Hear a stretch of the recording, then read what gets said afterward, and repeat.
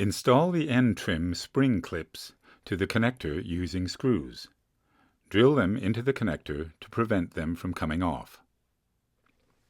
Drill 2 holes in the end trim first before installing it onto the end panel, while making sure it is completely level. Measure and mark as required.